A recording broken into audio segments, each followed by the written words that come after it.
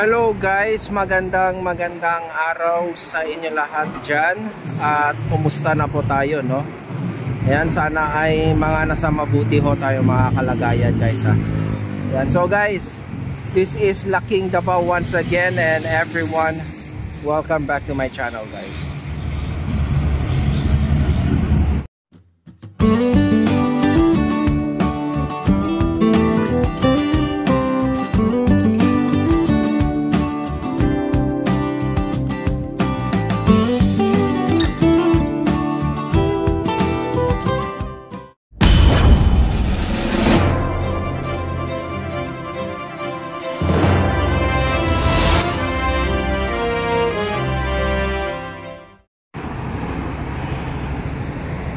Hello guys, ayan, so nandito ho ulit tayo sa along this CP Garcia Highway.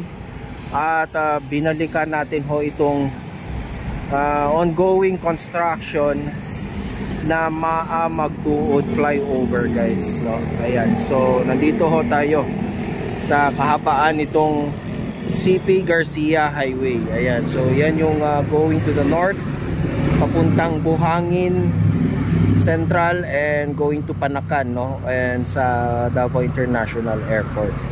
Ayan, so bibisitahin natin itong ginagawang Magtuod flyover guys, no? So ayan, so nakikita natin dito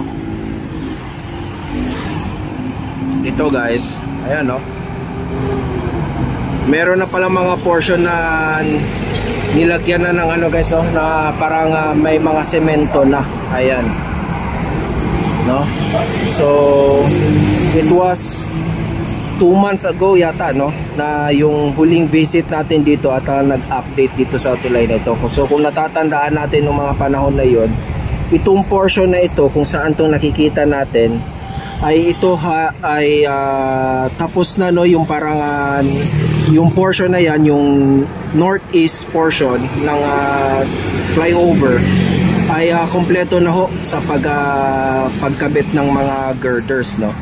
Ayan, so ngayon bibisitahin natin itong buong kabuuang ano niya, yung kanyang kung ano ang latest update dito, no? Ayan, so guys, lapit-lapit tayo konti, titignan natin.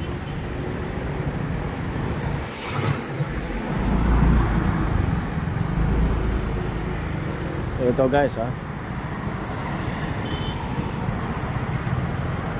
lumitaw yung laki ng flyover nito guys, no? Ayan.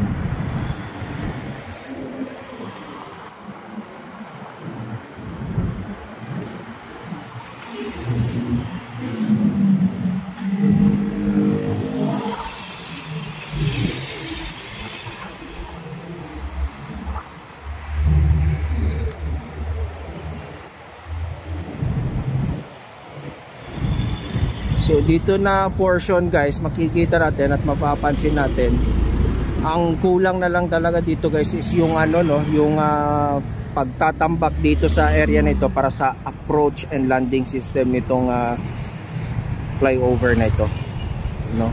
Ayan. So lapit-lapit tayo. This will be a really quick update only guys, no? Total, dahil medyo matagal-tagal na rin tayo hindi nakabalik dito at nakapag-update.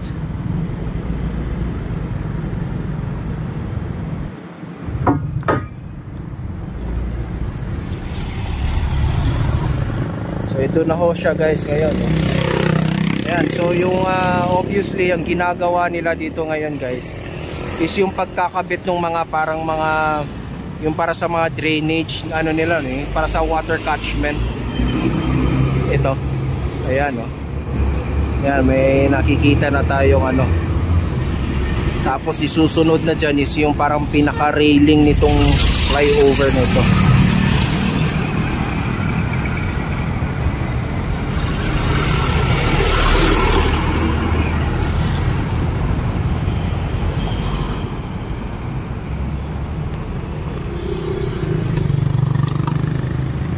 Guys,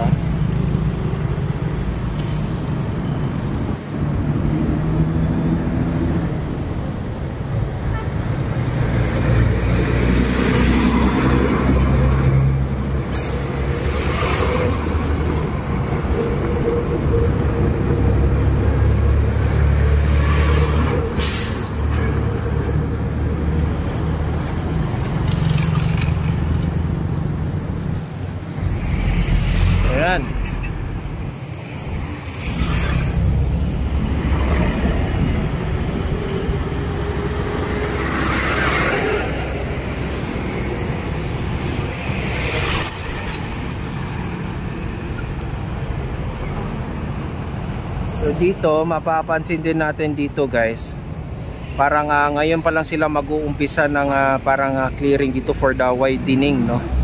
Ayan. Ngayon pa lang sila mag-uumpisa para sa ano dyan, preparation for the widening here dito na side, kasi hanggang doon yan guys eh. Ayan. Syempre kung kung saan magtatapos yung kanyang landing and approach na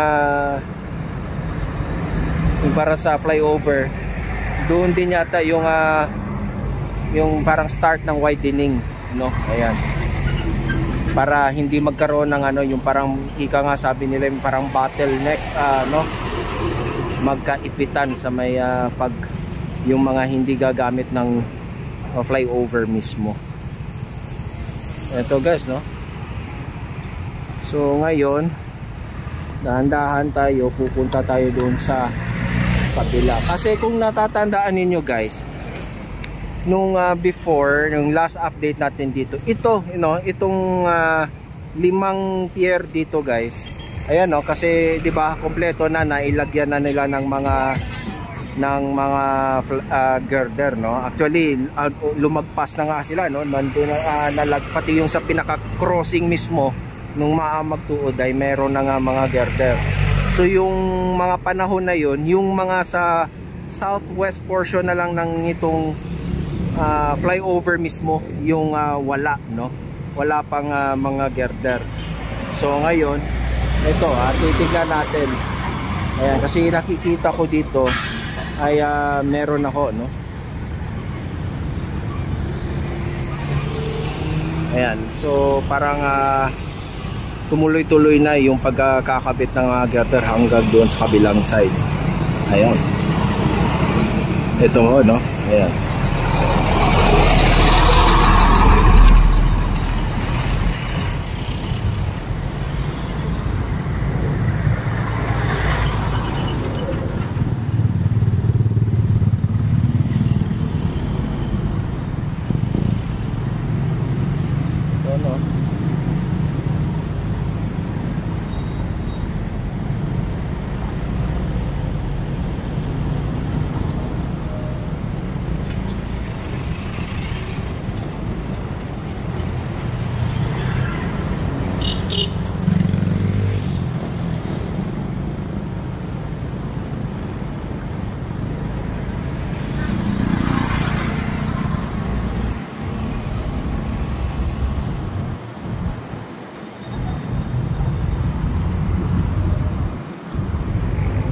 So ito,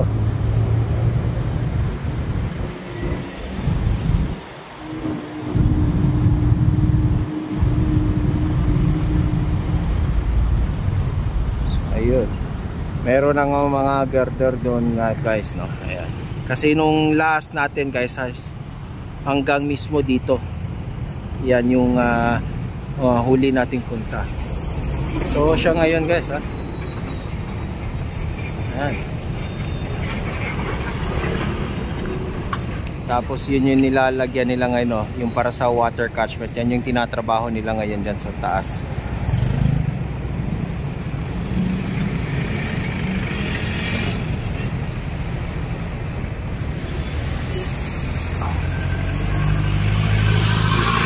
So yun guys, no?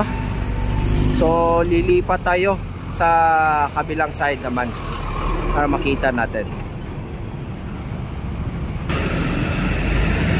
So ito guys, no, so nakatawid na tayo. So yun nga, no, ito dito na side ay meron na, no, may mga girder na rin. Ito.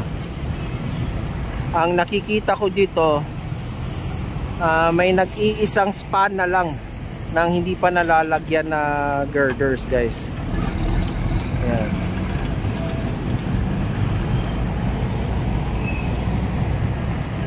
So I just want to correct my self guys, no. Yung last vlog ko kasi mali siguro yung pagkakaintindi ko nung parang ni-release na statement nung DPWH, no. Kasi akala ko kasi ang minimin ng DPWH 11 noon ay tapos na po itong sa taas lahat by November of this year.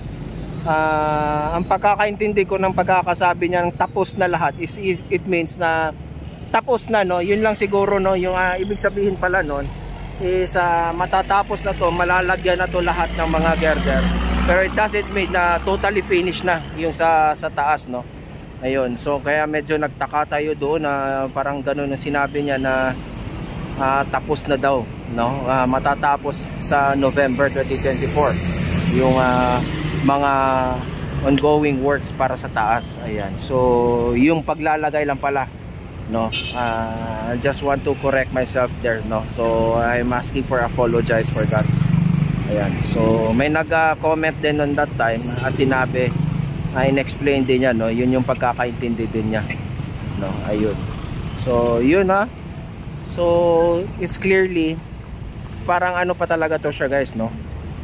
By hopefully lang na kaya tong tapusin until in the third quarter of next year sa 2025 or fourth quarter of 2025, no? Masyado nang delay din tong project na ito para kung paabutin pa nila to ng 2026, guys. Ayan, no? Baka maunahan pa matapos yung ginagawang tulay doon sa may Bukana kaysa dito, no? Ayan, so ito, guys, no?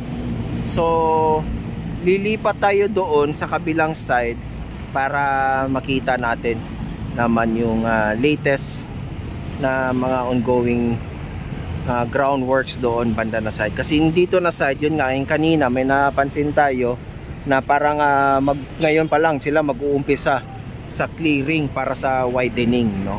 Ayan, so malamang aabot to dito, no? Magkakaroon din to ng widening.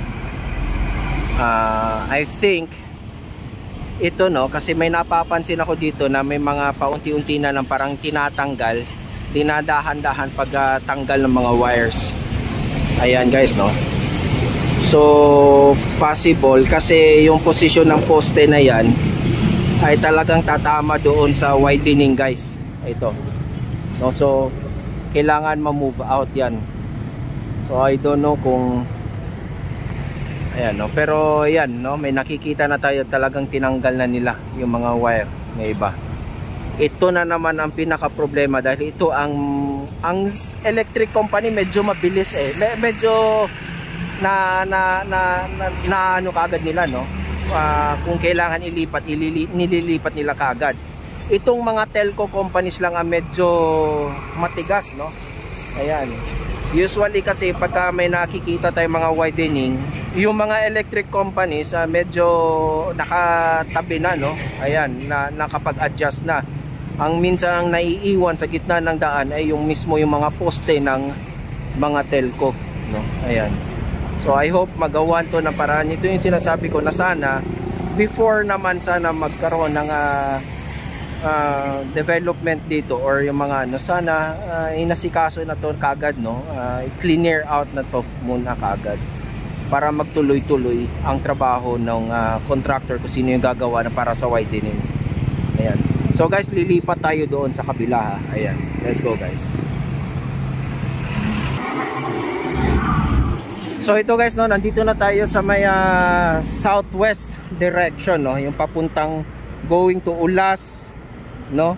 Ayan, sa papuntang Turil. Ayan, so nandito tayo mismo sa harap ng parang depot na kung saan ginagawa tayo, hinuhulma itong mga girder na ito na ikinakabit para dito. At alam ko pati yung para sa ginagawang Ulas viaduct ay dito rin, no?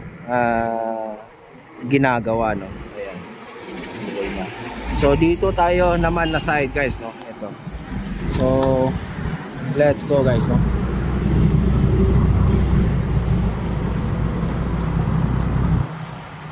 So dito na siya.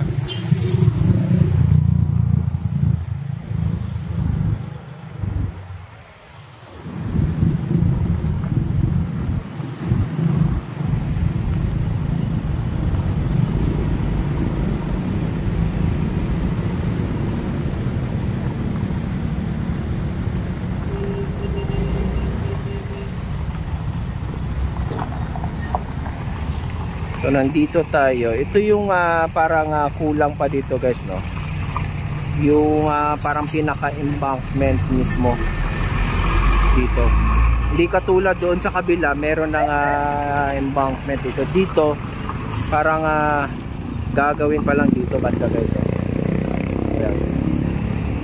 So ito dito guys, nakikita natin yung pag umpisa ng para sa widening. Umabot na rin sila dito, no? Yung sa pag-demolish dito.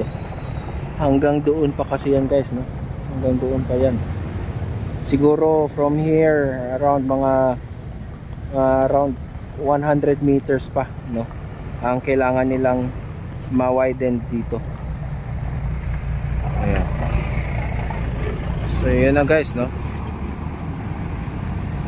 Ito. So ito yung mga latest nyo guys, no?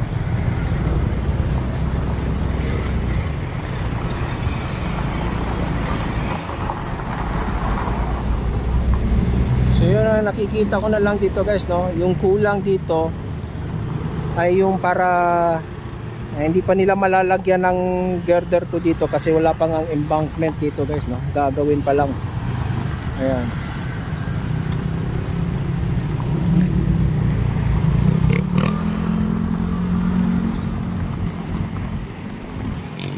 Ayan yung para sa embankment niya guys, oh. Gagawin pa lang. So malamang medyo matatagalan pa to dito para sa malagyan ng girder yan. So dito naman isang span na lang ng girder ang kailangan para makumpleto tong 5 na pier malagyan ng girder.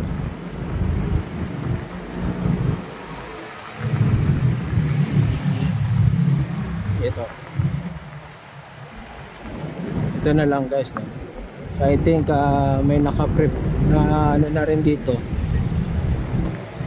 Siguro mag-aantay na lang to sila ng time para maihatid dito yung mga girders guys, no? Ayan, para maikabit. So itong span na lang to. That's pier kung galing kayo dito sa may south portion, from the second pier to going to third pier. Ayan, no? Ayan, ito yung span na wala pang girder. Ito na lang ang missing link dito, no? Ayan.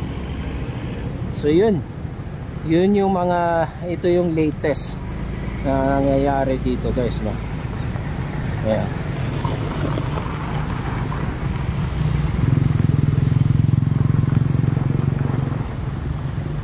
Ayan.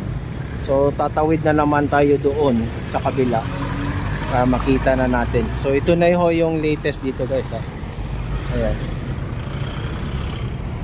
So tawid tayo doon sa kabila guys na naman. So ito guys, no, nandito tayo mismo sa pinaka crossing nitong ano. Ito na yung Don Julian Rodriguez Avenue, or much known as the Maa Road, no? So yan na yung simbahan, no? So nakapag-adjust na yung doon talaga sa may simbahan guys. Ayan. So na-widen na doon. Ayan guys, no?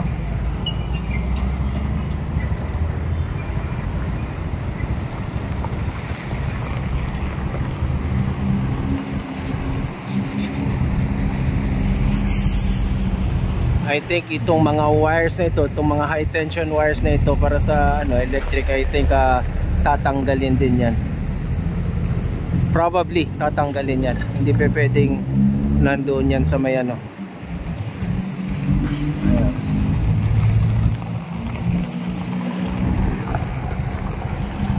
So ito guys, no? So tawid tayo.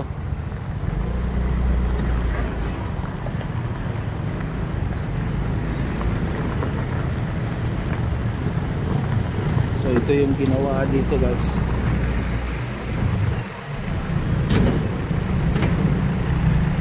Ito na yung pag-widen dito.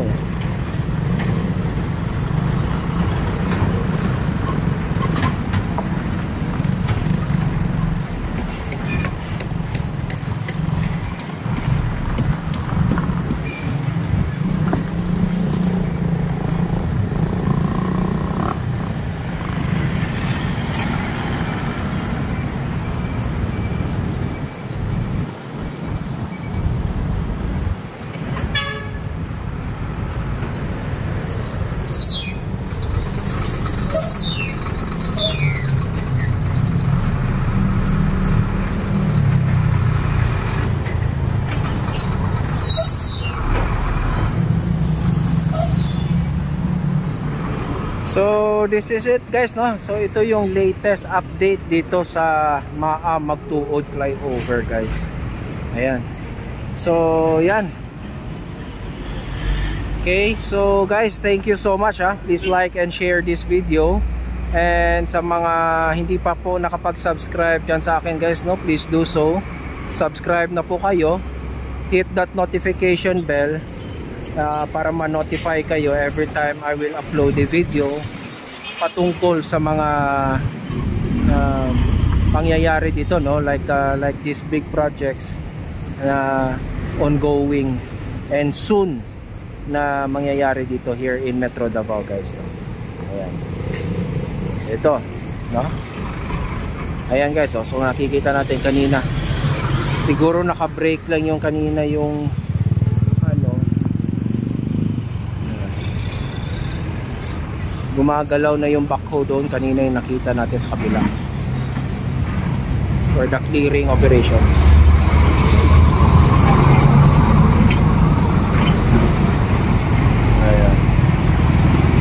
Ayan, so magsisimula na rin mag-widening dyan guys. Okay? So yan na yung ating babantayan naman next. Kung ano ang magiging development sa widening naman doon sa going south, no? Southbound lane. Okay, so guys, ayan ha, sa aking paalala sa inyo na mag-iingat tayo sa ating mga pang-araw-araw na mga ginagawa ha. Para na yung ating mga mahal sa buhay dyan ay hindi mag-alala, no? Alam niyo naman at yan ay nag-aabang sa atin hanggang tayo ay makauwi na matiwasay guys. Okay?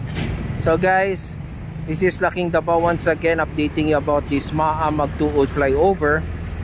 Ayan na siya. Ito na yung pinaka-latest. So one span na lang ang kailangan nilang lagyan ng mga girders guys. Okay? Thank you so much guys. God bless us all and adios.